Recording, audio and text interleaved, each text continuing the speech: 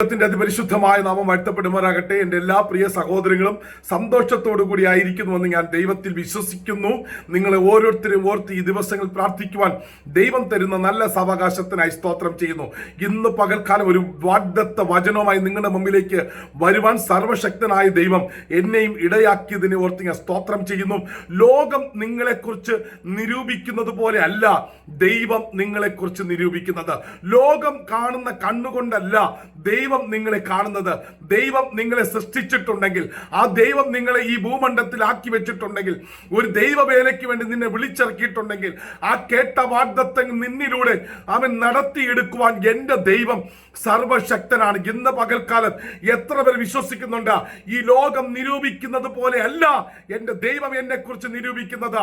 ആ ദൈവം എന്നെ കുറിച്ച് നിരൂപിക്കുന്നതെല്ലാം നന്മയ്ക്കായിട്ടത്രേ എന്ന് എത്ര പേർ ഇന്ന് പകൽക്കാലം വിശ്വസിക്കുന്നു?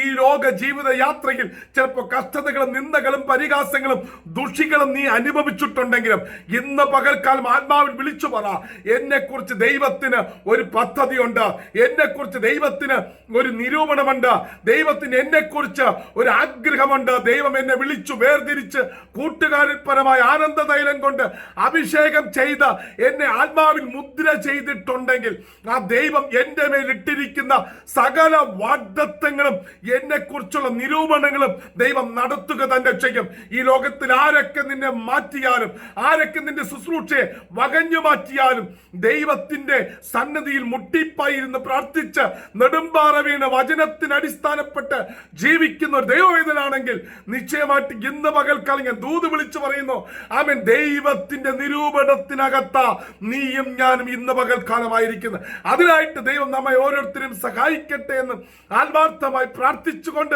എല്ലാ ദിവസവും ധ്യാനിക്കുന്ന പോലെ ഒരു തിരുവചനത്തിലേക്ക് നമുക്ക് നേരിട്ട് പ്രവേശിക്കാം. ജെരമ്യാ പ്രവാചകന്റെ പുസ്തകം 29-ാം അധ്യായം അതിന്റെ 11-ഉം 12-ഉം വാക്യങ്ങൾ. നിങ്ങൾ പ്രത്യാശിക്കുന്ന ശുഭഭാവി വരുവാൻ തക്കവണ്ണം ഞാൻ നിങ്ങളെ കുറിച്ച് നിരൂപിക്കുന്ന നിരൂപണങ്ങൾ ഇന്നവയെന്ന് ഞാൻ അറിയുന്നു. അവ തിന്മയ്ക്കല്ല നന്മയ്ക്കത്രേ നിരൂപണങ്ങളെന്ന് യഹോവയുടെ അരുളപ്പാട്. മനുഷ്യർ നിന്നെ വിധി എഴുതിയതുപോലെ അല്ല ദൈവം നിന്നെ കുറിച്ച് വിധി എഴുതിയിരിക്കുന്ന. ദൈവത്തിന്റെ ആമേൻ വാഗ്ദത്തങ്ങൾ പ്രാപിക്കത്തക്ക നിലവാരത്തിലാണ് ദൈവം നിങ്ങളെയും എന്നെയും സൃഷ്ടിച്ചിരിക്കുന്നത്. ലോകം കാണുന്ന കണ്ണുകൊണ്ടല്ല ദൈവം നിങ്ങളെയും എന്നെയും കാണുന്നത്. ലോകം വിധിക്കുന്ന ആ വിധിക്കകത്ത് നിൽക്കുവാനല്ല ദൈവം നിന്നെ വിളിച്ച് വേർതിരിച്ചിരിക്കുന്നത്. അതുകൊണ്ട് ഈ ദിവസങ്ങളിൽ എന്നെ കേൾക്കുന്ന പ്രിയ സഹോദര സഹോദരി കൂടപ്പുറപ്പെ അഭിഷിക്തന്മാരെ, ഏതെങ്കിലുമൊക്കെ മണ്ഡലത്തിൽ നിങ്ങൾ തകർന്നു പോയിട്ടുണ്ടെങ്കിൽ ഒരിക്കലും എന്റെ വാഗ്ദത്തങ്ങൾ നിവർത്തീകരിക്കപ്പെടത്തില്ല. എന്റെ പ്രവചന ശബ്ദങ്ങൾ ഒരിക്കലും നല്ലൊരു ശുഭഭാവിയിലേക്ക് വരത്തില്ല. ഞാൻ തിന്മയ്ക്കായിട്ട് ജനിച്ചെന്ന് ആരെങ്കിലും പറയുന്നുണ്ടെങ്കിൽ എഴുതി വെച്ചോ, ദൈവം നിന്നെ വിളിച്ചതും വേർതിരിച്ചതും അഭിഷേകം ചെയ്തതും അവന്റെ ആത്മാവിനാൽ മുദ്ര ചെയ്യപ്പെട്ടിരിക്കുന്നതും ദൈവത്തിന്റെ നിരൂപണത്തിനകത്ത് നിന്നെ കൊണ്ടെത്തിക്കാനാണ്, ദൈവത്തിന്റെ ഇഷ്ടത്തിനനുസരിച്ച് നിന്നെ കൊണ്ടെത്തിക്കാനാണ്. അതുകൊണ്ട് ലോകം പറയുന്ന വാക്കിന് ഒരിക്കലും ചെവി കൊടുക്കരുത്. ദൈവം എന്നെ കുറിച്ച് എന്ത് പറയുന്നു, ഈ വചനം എന്നെ കുറിച്ച് എന്ത് പറയുന്നു എന്ന് മനസ്സിലാക്കിയിട്ട് ആ ദൈവസന്നിധിയിൽ നെടുമ്പാറ വീണ് ഈ ദിവസങ്ങൾ മുട്ടിപ്പായി പ്രാർത്ഥിക്കുന്നുണ്ടെങ്കിൽ നിന്റെ തടസ്സങ്ങളെ മാറ്റുവാൻ ദൈവത്തിന് കഴിയുമെന്ന് ഞാൻ ആത്മാവിൽ പ്രവചിച്ചു പറയുകയാണ്.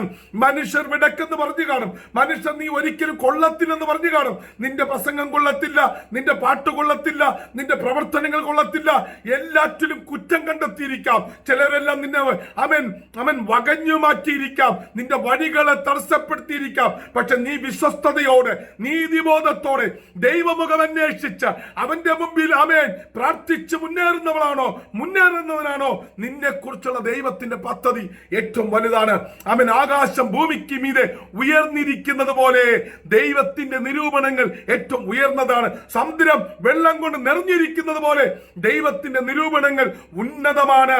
അതുപോലെ ഒരു സ്ത്രീയുടെ ഒക്കത്ത് തന്റെ കുഞ്ഞ് ചാരിയിരിക്കുന്നത് പോലെ ദൈവത്തിന്റെ നിരൂപണങ്ങൾ ഏറ്റവും വലുതാണ്. അതുകൊണ്ട് ഇന്ന് പകൽക്കാലം വിശ്വാസത്തോടെ വിളിച്ചു, ദൈവത്തിന്റെ നിരൂപണത്തിനകത്ത് ഞാൻ ആയിരിക്കുന്നതിനായി സ്തോത്രം. ദൈവത്തിന്റെ നന്മയ്ക്കകത്ത് ഞാൻ ആയിരിക്കുന്നതിനായി സ്തോത്രം.